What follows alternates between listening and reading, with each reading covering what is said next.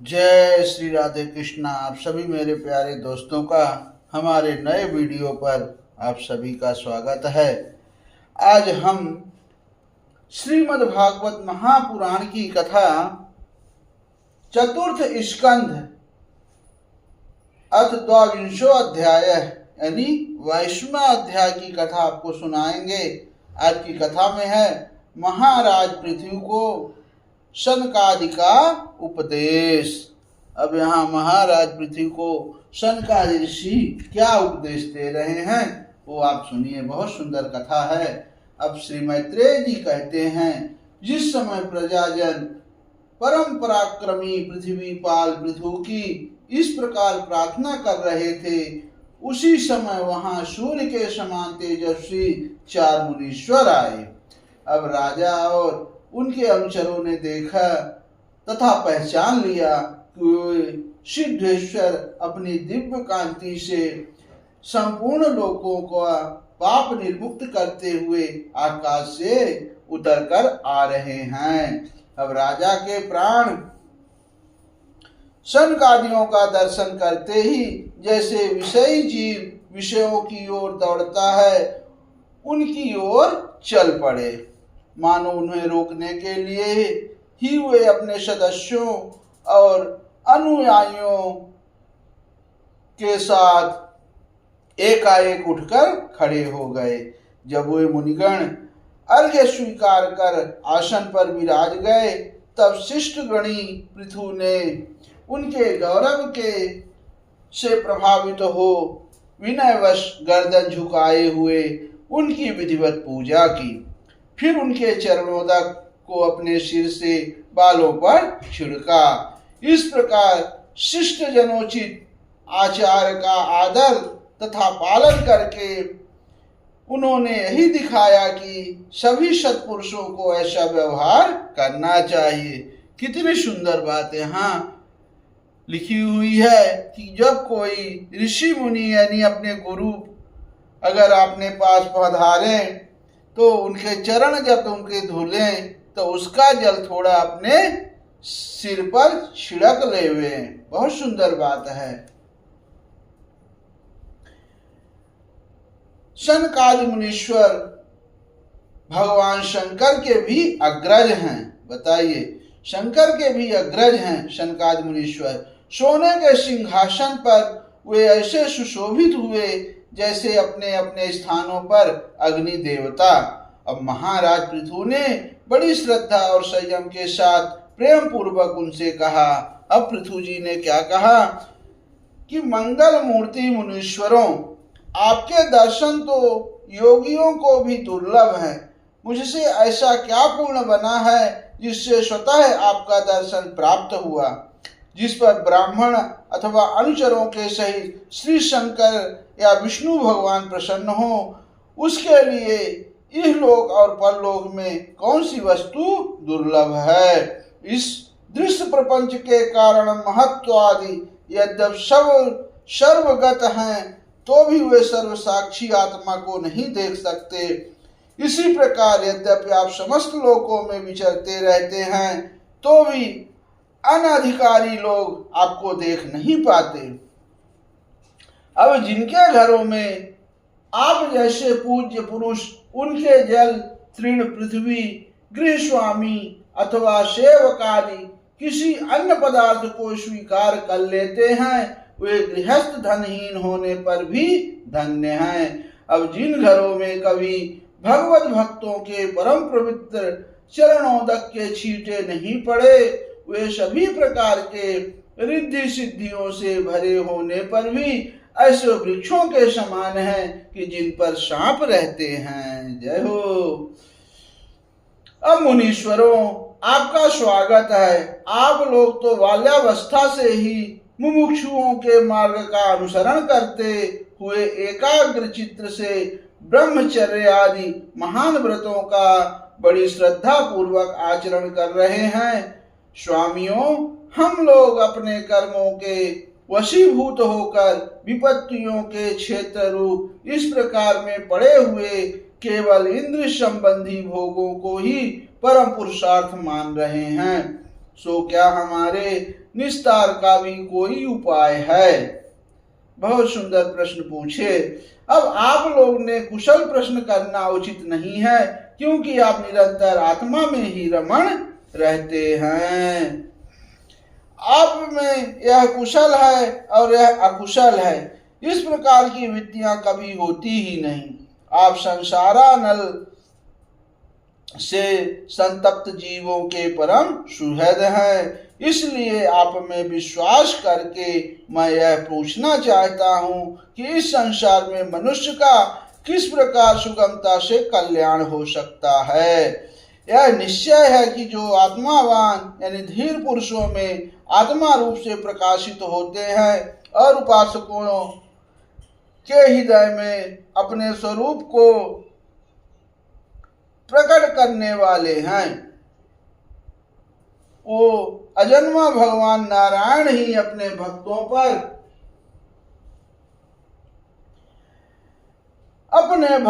पर कृपा करने के लिए आप जैसे शुद्ध पुरुषों के रूप में इस पृथ्वी पर विचरा करते हैं। अब यहाँ श्री मैत्रेय जी कहते हैं कि राजा पृथु के इस युक्ति युक्त गंभीर परमित और मधुर वचन सुनकर श्री सनत कुमार जी बड़े प्रसन्न हुए और कुछ मुस्कुराते हुए कहने लगे। अब श्री सनत कुमार जी ने कहा, महाराज, आपने सब कुछ जानते हुए भी समस्त प्राणियों के कल्याण की दृष्टि से बड़ी अच्छी बात पूछी है। सच है, साधु पुरुषों की बुद्धि ऐसी ही हुआ करती है। अब सत्पुरुषों का समागम श्रोता और वक्ता दोनों को ही अभिमत होता है, क्योंकि उनके प्रश्नोत्तर सभी का कल्याण करते हैं। राजन, श्री मधुसूदन भगवान के चरण कमलों के गुणानुवाद में अवश्य ही आपकी अविचल प्रीति है। हर किसी को इसका प्राप्त होना बहुत कठिन है, और प्राप्त हो जाने पर यह हृदय के भीतर रहने वाले उस वासना रूप मल को सर्वथा नष्ट कर देती है, जो और किसी उपाय से जल्दी नहीं छूटता। शास्त्र जीवों के कल्याण के लिए भली भांति विचार करने वाले हैं। उनमें आत्मा से भिन्न देहादि के प्रीत वैराग तथा अपने आत्मस्वरूप निर्गुण ब्रह्मा में सुदृढ़ अनुराग होना, यही कल्याण का साधन है। निश्चित किया गया है। शास्त्रों का यह भी कहना है कि गुरु और शास्त्र के वचनों में विश्वास रखने से, भगवत धर्मों का आचरण करने से, तत्व जिज्ञासा से, ज्ञान योग की निष्ठा से, योगेश्वर श्री हरि की उपासना से, नित्य प्रीति पुण्य कीर्ति श्री भगवान की पावन कथाओं को सुनने से, जो लोग धन और इंद्रियों के भोगों में ही रत हैं, उनकी गोष्ठी में प्रेम न रखने से, उन्हें प्रिय लगने वाले पदार्थों का आसक्ति पूर्वक संग्रह न करने से, भगवत गुणामृत का पान करने के सिवा अन्य समय आत्मा में ही संतुष्ट रहते हुए एकांत सेवन में प्रेम रखने से, किसी भी जीव को कष्ट ना देने से, निर्मित निष्ठा से, आत्महित का अनुसंधान करते रहने से, श्री हरि के पवित्र चरित्र रूप श्रेष्ठ अमृत का आस्वादन करने से, निष्काम भाव से यम नियमों का पालन करने से, कभी किसी की निंदा ना करने से, योगक्षेम के लिए प्रश्न ना करने से, शीतोष्ण आदि द्वंद्वों को सहन करने से, भक्त जनों के कानों को सुख देने से, श्री हरि के गुणों का बार बार वर्णन करने से, और बढ़ते हुए भक्ति भाव के मनुष्य का कार्य कारण रूप संपूर्ण जड़ प्रपंच के वैराग्य हो जाता है, और आत्मस्वरूप निर्गुण पर ब्रह्मा में अनायास ही उसकी प्रीति हो जाती है। बहुत सुंदर कथा है। अब आगे कथा है, पर ब्रह्मा में सुदृढ़ प्रीति हो जाने पर पुरुष सद्गुरु की शरण लेता है, फिर ज्ञान और वैराग्य के प्रबल वेग के कारण वासना शून्य हुए अपने अविद्यादि 5 प्रकार के कलेशों से युक्त अहंकारात्मक अपने लिंग शरीर को वह उसी प्रकार भस्म कर देता है जैसे अग्नि लकड़ी से प्रकट होकर फिर उसी को जला डालती है।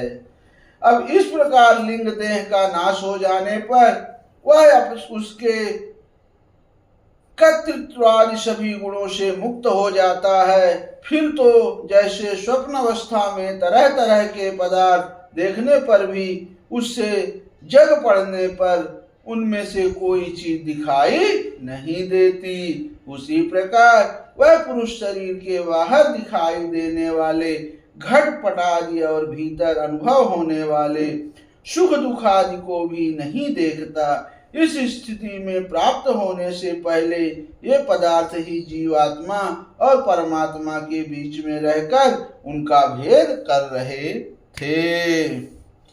अब आगे कथा है, जब तक अंतःकरण रूप उपाधि रहती है तभी तक पुरुष को जीवात्मा इंद्रियों के विषय और इन दोनों का संबंध कराने वाले अहंकार का अनुभव होता है। इसके बाद नहीं। वह जगत में भी देखा जाता है कि जल दर्पण आदि निमित्तों के रहने पर ही अपने बिंब और प्रतिबिंब का भेद दिखाई देता है, अन्य समय नहीं। जो लोग विषय चिंतन में लगे रहते हैं उनकी इंद्रियां विषयों में फंस जाती है तथा मन को ही उन्हीं की ओर खींच ले जाती है। फिर तो जैसे जलाशय के तीर पर उगे हुए कुशाद अपनी जड़ों से उसका जल खींचते रहते हैं, उसी प्रकार वह इंद्रियाशक्त मन बुद्धि की विचार शक्ति को क्रमशः हर लेता है। विचार शक्ति के नष्ट हो जाने पर पूर्वापर की स्मृति जाती रहती है और स्मृति का नाश हो जाने पर ज्ञान नहीं रहता। अब इस ज्ञान के नाश को ही पंडित जन अपने आप अपना नाश करना कहते हैं। अब जिसके उद्देश्य से अन्य सब पदार्थों में प्रियता का बोध होता है उस आत्मा का अपने द्वारा ही नाश होने से जो स्वार्थ हानि होती है उससे बढ़कर लोक में जीवन की कोई हानि नहीं है। कितनी सुंदर कथा है दोस्तों, पूरी कथा सुनिएगा। अब आगे कथा है, धन और इंद्रियों के विषयों में चिंतन करना मनुष्य के सभी पुरुषार्थों का नाश करने वाला है, क्योंकि इस चिंता से वह ज्ञान और विज्ञान से भ्रष्ट होकर वृक्ष आदि स्थावर योनियों में जन्म पाता है। अब इसीलिए जिस अज्ञान अंधकार से पार होने की इच्छा हो उस पुरुषों को विषयों में आसक्त कभी नहीं करनी चाहिए, क्योंकि यह धर्म अर्थ काम और मोक्ष की प्राप्ति में बड़ी बाधक है। अब इन 4 पुरुषार्थ में भी सबसे श्रेष्ठ मोक्ष ही माना जाता है, क्योंकि अन्य 3 पुरुषार्थों में सर्वदा काल का भय लगा रहता है। अब प्रकृति में गुण क्षोभ होने के बाद जितने भी उत्तम और अधम भाव पदार्थ प्रकट हुए हैं उनमें कुशलता से रह सके ऐसा कोई भी नहीं है। काल भगवान उन सभी के कुशलों को कुचलते रहते हैं। अतः राजन, जो भगवान देह इंद्रिय प्राण बुद्धि और अहंकार से आवृत सभी स्थावर जंगम प्राणियों के हृदयों में जीव के नियामक अंतर्यामी आत्मा रूप से सर्वत्र साक्षात प्रकाशित हो रहे हैं, उन्हें तुम वह मैं ही हूँ ऐसा जानो। अब जिस प्रकार माला का ज्ञान हो जाने पर उसमें सर्प बुद्धि नहीं रहती, उसी प्रकार विवेक होने पर जिसका कहीं पता नहीं लगता ऐसा वह मायामय प्रपंच जिसमें कार्य कारण रूप से प्रतीत हो रहा है, जो स्वयं कर्म फल कलुषित प्रकृति से परे है, उस नित्य मुक्त निर्मल और ज्ञान स्वरूप परमात्मा को मैं प्राप्त हो रहा हूँ। संत महात्मा जिनके चरण कमलों के अंगुली दल की छिटकती हुई छटा का स्मरण करके अहंकार रूप हृदय ग्रंथि को जो कर्मों से गठित है इस प्रकार छिन्न भिन्न कर डालते हैं कि समस्त इंद्रियों का प्रत्याहार करके अपने अंतःकरण को निर्विषय करने वाले सन्यासी भी वैसा नहीं कर पाते। तुम उन सर्वस्व भगवान वासुदेव का भजन करो जो लोग मन और इंद्रिय रूप मगरों से भरे हुए इस संसार सागर को योगादि दुष्कर साधनों से पार करना चाहते हैं। उनका उस पार पहुंचना कठिन ही है, क्योंकि उन्हें कर्णधार रूप श्री हरि का आश्रय नहीं है।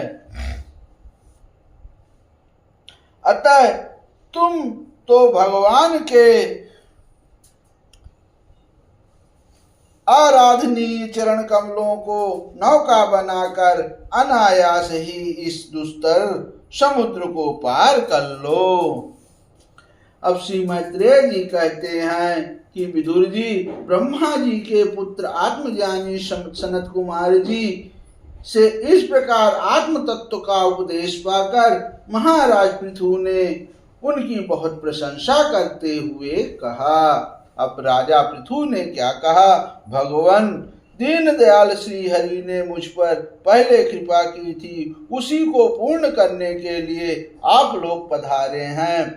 आप लोग बड़े ही दयालु हैं। जिस कार्य के लिए आप लोग पधारे थे उसे आप लोगों ने अच्छी तरह संपन्न कर दिया। अब इसके बदले में मैं आप लोगों को क्या दूं? मेरे पास तो शरीर और इसके साथ जो कुछ है वह सब महापुरुषों का ही प्रसाद है। ब्राह्मण, प्राण, स्त्री, पुत्र, सब प्रकार की सामग्रियों से भरा हुआ भवन, राज्य, सेना, पृथ्वी और कोश, यह सब कुछ आप ही लोगों का है। अतः आपके ही श्री चरणों में अर्पित है। वास्तव में तो सेनापतित्व, राजदंड विधान और संपूर्ण लोकों के शासन का अधिकार वेद शास्त्रों के ज्ञाता ब्राह्मणों को ही है।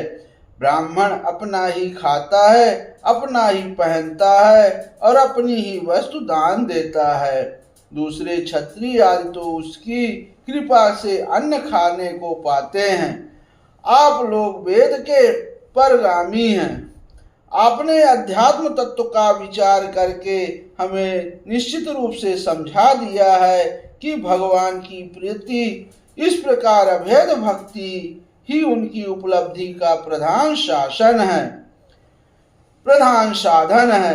आप लोग परम कृपालु हैं, अतः अपने इस दीनों द्वार रूप कर्म से ही सर्वदा संतुष्ट रहें। आपके इस उपकार का बदला कोई क्या दे सकता है? उसके लिए प्रयत्न करना भी अपनी हंसी कराना ही है।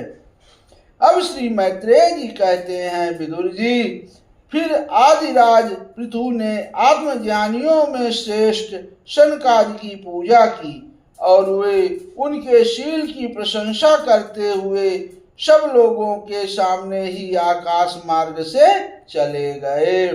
महात्माओं में अग्रगण महाराज पृथु उनसे आत्मोपदेश पाकर चित्त की एकाग्रता से आत्मा में स्थित रहने के कारण अपने को कृतकृत्य सा अनुभव करने लगे।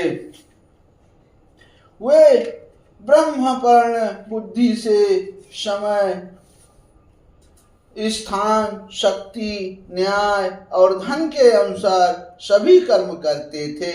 इस प्रकार एकाग्र चित्त से समस्त कर्मों का फल परमात्मा को अर्पण करके आत्मा को कर्मों का साक्षी एवं प्रकृति से अतीत देखने के कारण वे सर्वथा